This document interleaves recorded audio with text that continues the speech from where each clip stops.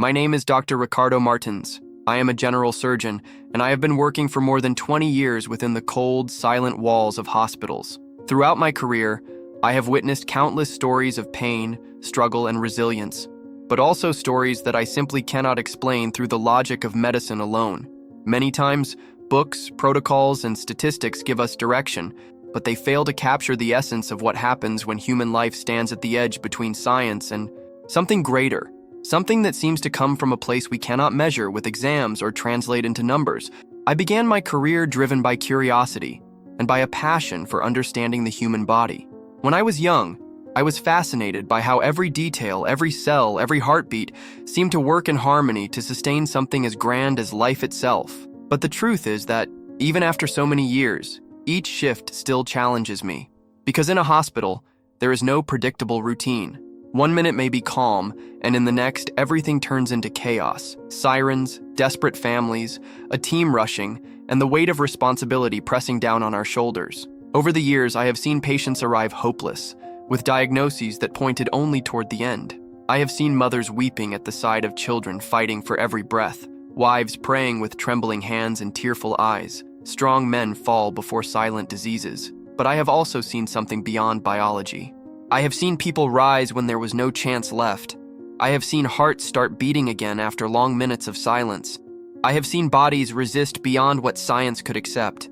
And it is precisely about this that I want to speak with you today. The story I will share here is not just a clinical case. It is not the kind of account you would find in a scientific article or a medical textbook. It is a lived experience, filled with emotion, sweat, tears, and that kind of tension that only those who have been inside an operating room or an ICU can truly understand.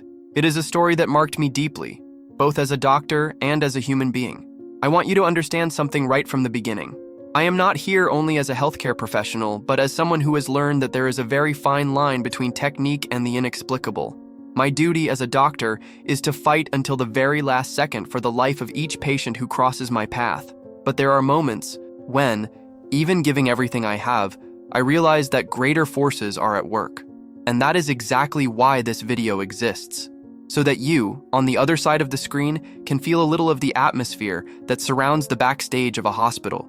So that you can understand that medicine does save lives, yes, but that on certain occasions something greater steps in.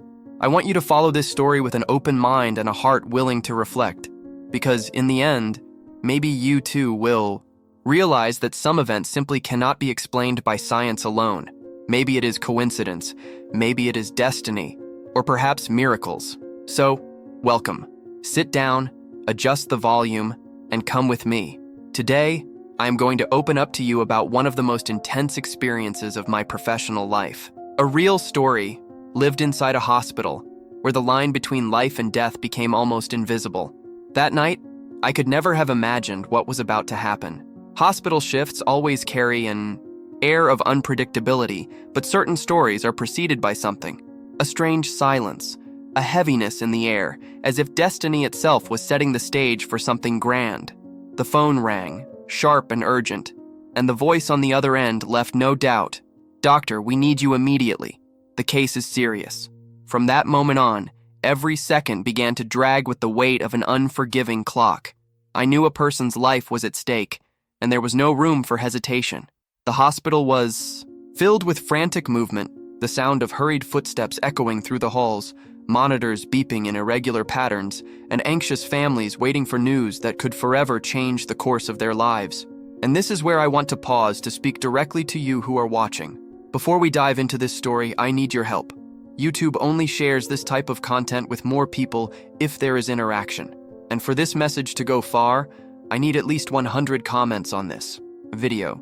So, if you believe that miracles can happen, write right now in the comments, "I believe in miracles." This will show the algorithm, but more importantly, show yourself that there is still room for faith, hope, and for stories that remind us life can surprise us even in its darkest moments. Take a deep breath, because from this moment on, you are going to enter with me into a story that mixes science, emotion, and something that defies any logical explanation. The patient who arrived that night was not just a number on a medical chart. He carried with him a human weight that turned every decision into a moral battle. He was a man in his productive years, surrounded by family, dreams, and responsibilities. Someone who, in a matter of minutes, found himself lying on a stretcher, life hanging by a thread. The atmosphere was heavy with tension. Doctors and nurses exchanged looks, fully aware of how critical the case was. Every glance reflected a mixture of experience, fear, and determination. Sweat ran down my face, not just from the heat of the bright emergency lights, but from the pressure of knowing that from then on, any wrong decision could be fatal.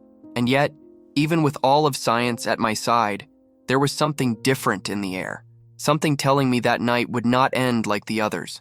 I remember clearly the sound of the cardiac monitors, that insistent beeping, sometimes speeding up, sometimes threatening to collapse into the absolute silence no doctor ever wants to hear.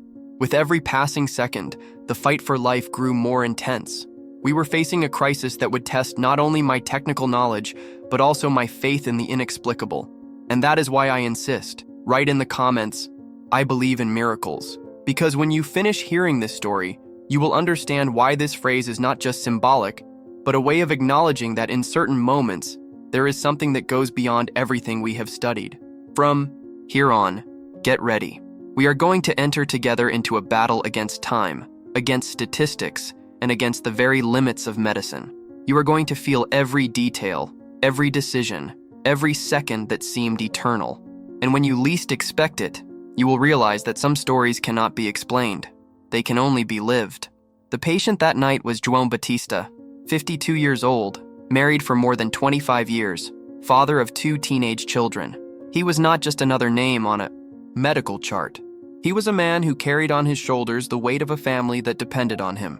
João worked as a bus driver, a profession that demands discipline, responsibility, and many hours of constant focus. During the day, he transported hundreds of people through the busy streets of the city. At night, he returned home with a tired body, but always ready to sit at the table with his wife and listen to his children's stories. That week, his wife had already noticed something unusual. João, who rarely complained of pain, began to feel a persistent malaise, fever, excessive sweating, shortness of breath, and an unusual fatigue. Like many men his age, he insisted it was just a passing flu. It's just my body asking for rest, he would say, trying to reassure his family. But behind his words, his eyes betrayed the growing discomfort. On the night he arrived at the hospital, his condition was already critical. He had been rushed in by neighbors who, upon seeing him collapse at home, didn't hesitate to call for help. The scene in the emergency room was heartbreaking. João was pale, drenched in cold sweat, and his breathing was shallow and irregular, as if every breath was a struggle. His eyes, once full of life, were glazed, silently begging for help. While the team carried out the triage, his wife stayed outside, trembling hands clutched around a small bag she held against her chest. His children waited on chairs in the hallway, visibly frightened, trying to understand how this strong man, always the pillar of the home, could now be so vulnerable. João's medical file revealed a history of hypertension and poorly controlled diabetes, conditions that for many seem like mere numbers on lab results, but in a crisis can trigger something much larger. He showed clear signs of a severe infection that had progressed far too quickly, compromising his blood pressure, his oxygen levels, and most importantly, his overall stability. As I observed him, a flood of thoughts rushed through my mind. I had faced dozens of similar cases throughout my career, but every patient is unique. Every life carries an unrepeatable story. And in that room, before all of us, João was not just a patient. He was a husband, a father, a friend, a neighbor, a worker. He was someone whose absence would leave an immense void. This is the point that many people on the outside cannot fully understand. For families, the hospital is just the place where they wait for news, good or bad. For us doctors, each patient is a life that intertwines with our own journey. Every glance, every gesture, every difficult breath connects us in a way that goes far beyond technique. As the machines were adjusted and tests were ordered, I could sense the growing tension within the team. João's condition was worsening rapidly, and with each passing minute, his chances of survival diminished. It was like watching a candle being extinguished by a strong wind. Yet inside me, something told me that his story was not yet decided. I looked at his wife, who stared back at me with tear-filled eyes, as if silently pleading for an answer we doctors cannot always give. That look said more than 1,000 words. "Doctor, please don't give up on him."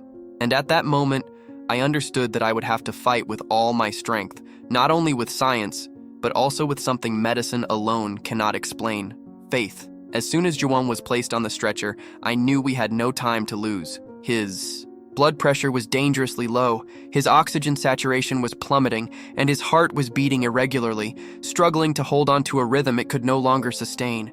Sweat ran down his forehead, and his skin began to turn gray, a clear sign his body was collapsing.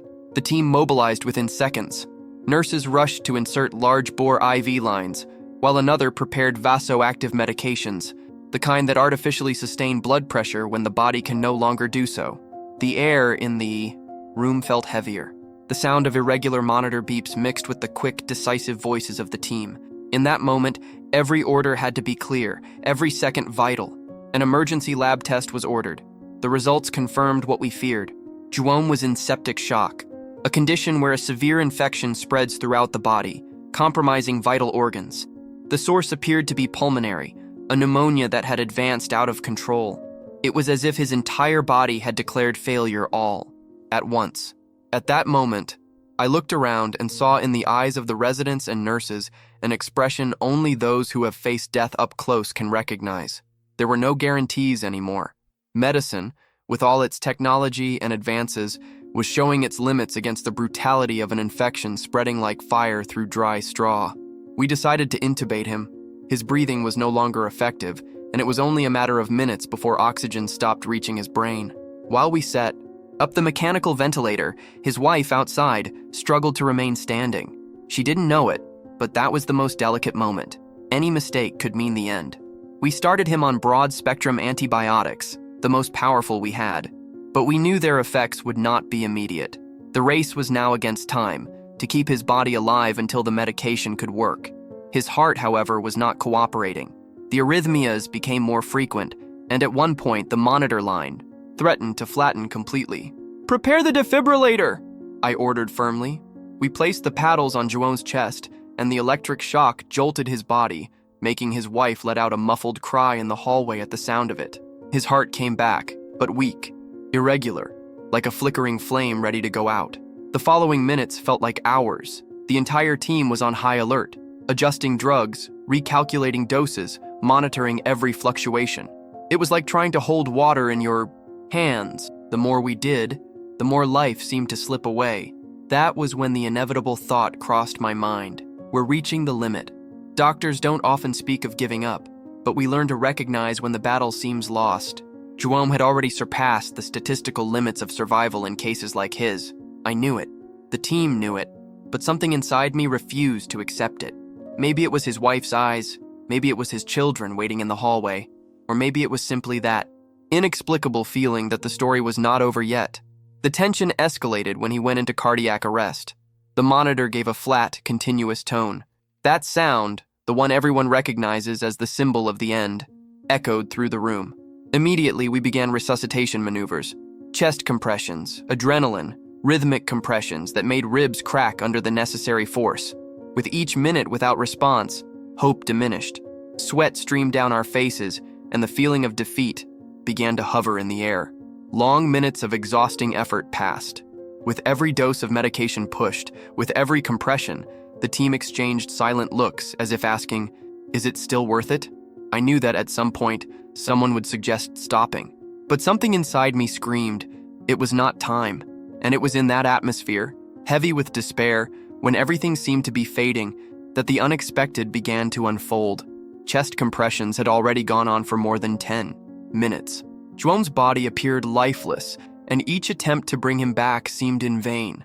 Sweat soaked my forehead, my hands were sore from the relentless effort, and the team around me was showing signs of physical and emotional exhaustion. It was as if time had stopped, as if we were trapped in a limbo between life and death. I remember clearly one of the residents whispering beside me, "Doctor, maybe it's time to consider," but I cut him off before he could finish. I fixed my eyes on the monitor, still showing the flat line of silence, and said with a firmness I didn't even know I had, "Not yet. Keep going." Was it irrational?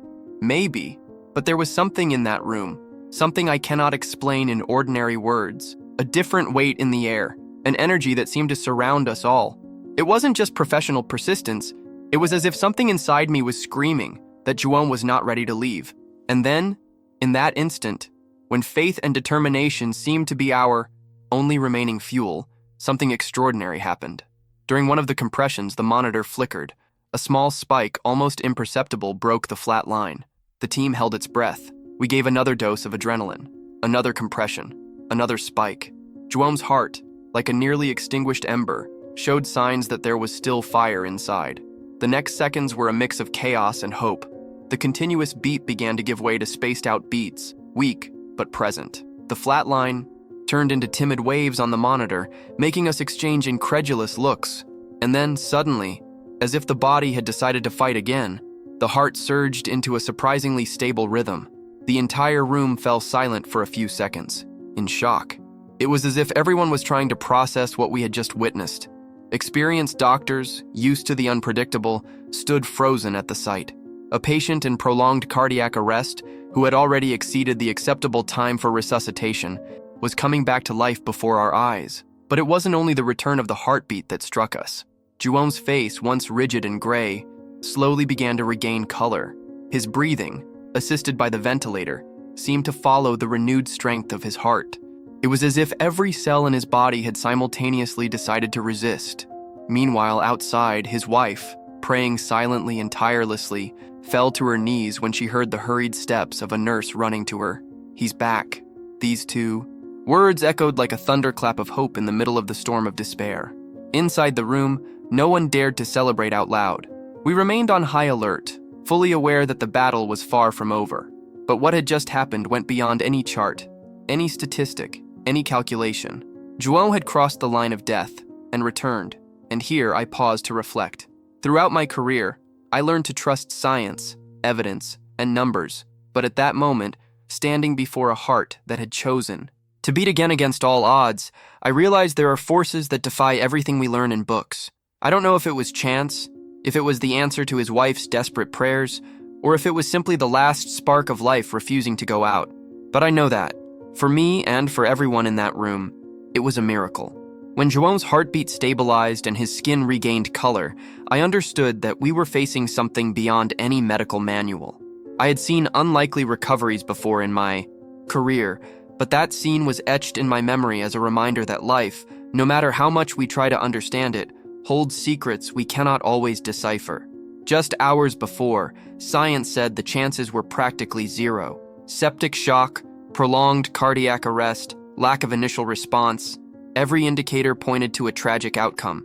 And yet, there João was, lying there, breathing with assistance, but alive, against all statistics, against logic, against the cold numbers that so often try to reduce life to probabilities. I remember looking into the eyes of my team. There were tears hidden behind masks, and a reverent silence filled the air. It wasn't just relief at having managed to bring him back. It was the feeling of having witnessed something that can't be taught in classrooms, written in scientific articles, or summarized in medical reports. Outside, his wife clutched her children's hands, whispering softly, "He's back, he's back." There was no way not to be moved by that scene. For them, it didn't matter what dose of medication we gave, how many chest compressions we performed, or how much energy the defibrillator delivered. For that family, what mattered was that the husband and father had returned. For them, there was no doubt. It was a miracle. And here, I open my heart to you who are watching. Medicine is an extraordinary science, the result of centuries of study and dedication. I deeply believe in it, and I have devoted my life to practicing it with responsibility and love. But experience has taught me that medicine has its limits. There are moments when we do everything within our power, and yet we cannot explain the outcome. Perhaps you are going through a difficult time right now.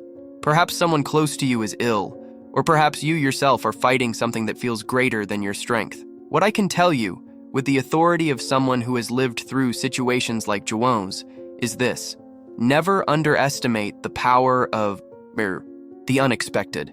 Never lose the ability to believe that something greater can intervene.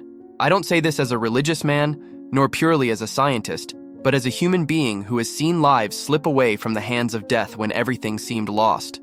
Sometimes the answer comes from medicine, other times from sheer willpower. and in rare occasions from a place we cannot name. Some call it faith, some call it destiny, some call it a miracle. It doesn't matter what word you choose. What matters is recognizing that life can surprise us.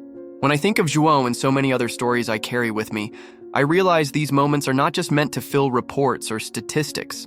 They are meant to remind us of both the fragility and the greatness of existence. They are meant to teach us humility, because no matter how far science advances, there will always be something beyond, something that escapes our control. And that is the message I want to leave with you at this stage.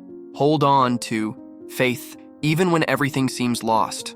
Believe in science, yes, but also in the power life has to reinvent itself, because sometimes, when everyone else gives up, it is precisely then that the miracle happens. When the monitor line began once more to fill with steady waves and rhythmic beeps echoed through the room, a different silence took hold. Not the silence of fear, but the reverent silence of those who know they have just survived a storm. Each of us took a deep breath, as if only then we were allowed to breathe again. I looked at João, still intubated, surrounded by wires, tubes, and machines, but alive. His breathing followed the ventilator. His now stable heartbeat filled the room with a sound more precious than any melody. His skin was regaining its natural tone. His once purplish fingers showed signs of circulation. Small details, invisible to outsiders, but for us they meant victory. At that moment, I remembered the words of an old professor from medical school. Medicine is the art of fighting against death, knowing that one day it will win.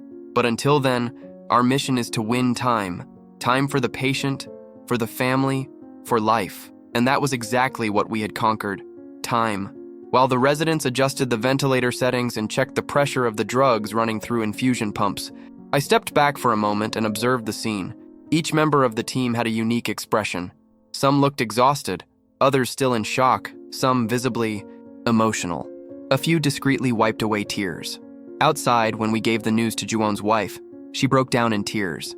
But these were different tears, not of pain, but of relief. She hugged us with a strength that seemed almost to transmit energy, as if to say without words that every effort had been worth it.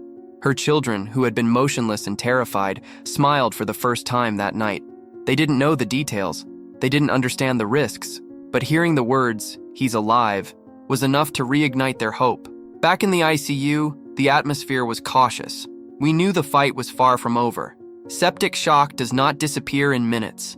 The antibiotics would take time to work, João's organs were fragile, and the coming days would be decisive. But for now, we had won the most urgent battle, keeping him alive. I sat in the staff room for a few minutes. My body ached. The muscles in my arms throbbed from the prolonged chest compressions. My mind, however, was restless. I replayed every second of that night, every decision, every moment when the monitor line threatened to become final. And deep inside, one question echoed. Why did he come back? It wasn't the first time I'd asked myself this. I had witnessed patients who, despite receiving every possible resource, did not survive. And others, like João, who came back against all odds. The difference wasn't just in the drugs, the protocols, or the hands of the team. There was something else, something we cannot measure. Yet it makes itself known in the most improbable moments. I had no answers, and maybe I never would. But one thing was clear. That night was not just another clinical case. It was a lesson. Medicine was showing me once again that its greatness lies not only in saving lives, but also in constantly reminding us of our own limitations. As the night wore on, and the hospital hallways returned to a calmer rhythm, the image of João, breathing with the help of machines, stayed burned into my mind. I knew that from then on, every step would be uncertain. Every improvement would have to be celebrated as a victory. But I also knew I would never forget what we had witnessed. The rebirth of a man who, for a few moments, had already been considered lost. João's first 24 hours in the ICU were critical. Every vital sign was monitored with almost obsessive attention. Blood pressure, heart rate, oxygen saturation, urine output. Everything was recorded. Everything was reviewed, as if each number were a vital piece of the puzzle that would decide his fate. He remained sedated and intubated, attached to the mechanical ventilator. His body, exhausted from the long battle, needed forced rest so his system could respond to the infection. The infusion pumps delivered strong antibiotics, vasopressors to maintain his blood pressure, and sedatives to ensure he didn't suffer through the process. I visited him several times throughout the day.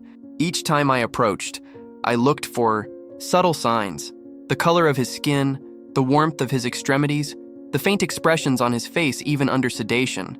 Details that might go unnoticed to many, but to us doctors, they are silent clues about a patient's inner fight. Meanwhile, his wife hardly left the hospital. She spent hours sitting in a chair in the hallway, sometimes staring blankly into the distance, sometimes leafing through a small prayer book she always carried. His children came and went, split between school, chores, and the need to be near their father. Every update we gave, no matter how small the improvement, lit up their faces. It was as if each little step forward was also a breath of life for the family. The second day brought encouraging signs. The fever, which had persisted despite the antibiotics, finally began to subside. Lab results showed a slight improvement in infection markers. His heart, once unstable, now maintained a steadier rhythm, as if it had decided to carry on. The team breathed a little easier, but we knew it was far too early to celebrate. In cases like this, danger lurks at every corner. There were moments when his blood pressure dropped again, requiring quick adjustments to medication doses. One night, his oxygen saturation suddenly plummeted, forcing the team to rapidly readjust the ventilator settings within seconds. Each of these crises reminded us how fragile the line between recovery and relapse truly was, too thin for us to indulge in any false sense of confidence. Yet something about João stood out: his resilience. Despite his weakened body, he responded in unexpected ways. Small signs, like involuntary movements even under deep sedation, showed there was more strength within him than the numbers suggested. It was as if deep inside, he was clinging to life with everything he had, refusing to let go. On the 5th day, I decided to gradually reduce the sedation to evaluate his neurological response. It was a critical moment. Many patients, after long periods of instability and lack of oxygen, do not return the same. The risk of permanent damage was real.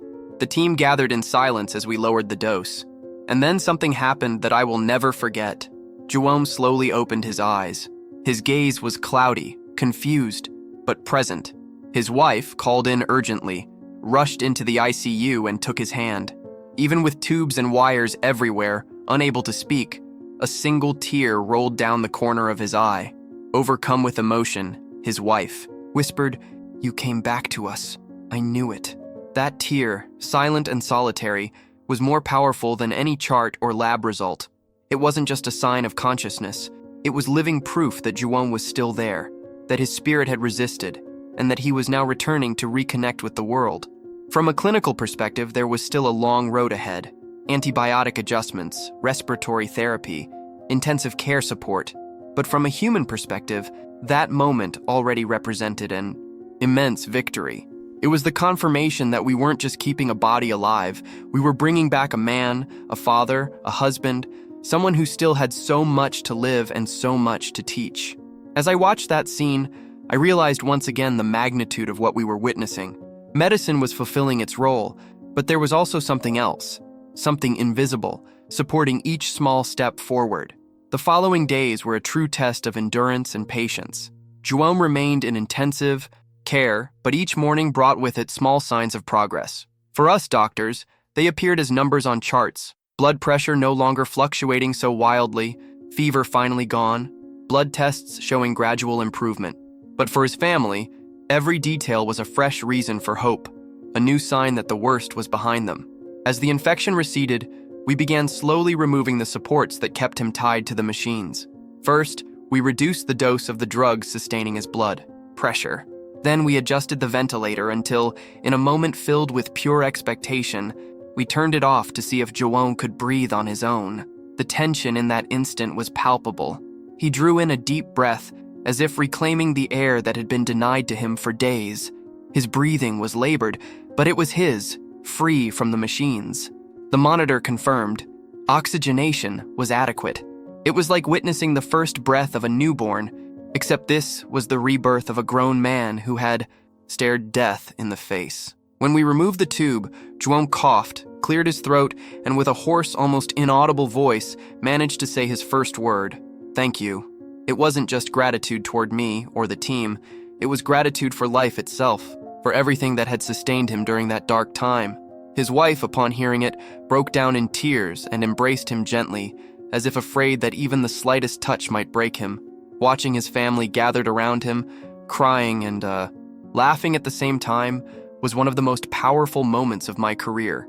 Doctors are trained to remain composed, to avoid being swept away by emotions, but I'll admit my eyes filled with tears. It was impossible not to be moved by the overwhelming energy of gratitude that filled the room. Little by little, João also began to recover physically. Physical therapy to strengthen his weakened muscles, simple exercises to regain movement, respiratory training to rebuild his lungs.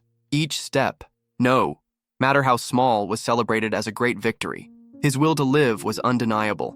He never complained, never gave up. On the contrary, he expressed immense gratitude to every nurse, every technician, every professional who came near his bed. The day he left the ICU was almost ceremonial. As he was wheeled out in a chair, accompanied by his family, the entire team gathered to applaud. And it wasn't only for the patient who had survived, it was for the story he represented, a story of struggle, of resilience, and above all, of something that went beyond technique and touched the inexplicable. I walked him to the door. He squeezed my hand firmly, looked me in the eye, and said, with a weak but deeply emotional voice, "Doctor, I know medicine did a lot for me, but I also know something more happened. I wasn't alone in there." That phrase echoed inside me, because it was exactly what I had felt, but never dared to say out loud. We were not alone. Something greater had been with us in that battle. For his family, João returned as a hero, not only because he had survived, but because his experience became a testimony of faith. For the medical team, it left the mark of a story we would never forget. For me, as a doctor, it was the confirmation that no matter how far we advance, we will never have all the answers. And perhaps that is exactly where the beauty of life lies. Seeing João leave the hospital walking, slowly, still with a fragile body, was like witnessing the final chapter of a story that began in despair and ended in hope. For his wife and children, it was living proof that you must never give up. For me, it was once again a reminder that medicine can go far, but there are events that simply escape our understanding. As I said goodbye to him, I felt we weren't just concluding a treatment. We were closing a cycle that had transformed all of us. This man, who had arrived hopeless, nearly lifeless, left renewed, carrying not only the weight of survival, but also the lightness of someone who had been given the chance to start over. As a doctor, I could explain João's recovery in many ways. The right antibiotic, the intensive support, the maneuvers performed at exactly the right time. All of this, without a doubt, was essential. But even when you put together every technical factor, there still remains a blank space in the explanation. A space that, for many, can only be filled with one word: miracle. And maybe that is what I want to leave with you who have stayed with me until now. Life is full of mysteries, and science, no matter how advanced, does not reach them all. What I witnessed that night and in the following days is not in any manual, does not fit into any statistic. It was something that touched not only my professional side, but also my human side. If you made it this far, I need to ask you to make a choice now. If this story touched you, if in some way it rekindled your faith or your hope, I ask you, leave a like on this video and subscribe to the channel. These gestures, which seem small, are what allow more people to gain access to stories like this. Stories that are not inventions, but real experiences from inside hospitals. And I also want you to share your opinion in the comments. Do you believe in miracles? Have you ever lived through or witnessed something that defied all logic? Share your experience. I read every comment because I believe that when we share our stories, we create a chain of strength and hope that can inspire many others. Before ending, I want to tell you something important. Don't leave just yet. Right here on the screen, you already see another video waiting for you. I won't reveal the title, but I can guarantee it's a story just as impactful as the one you've just heard.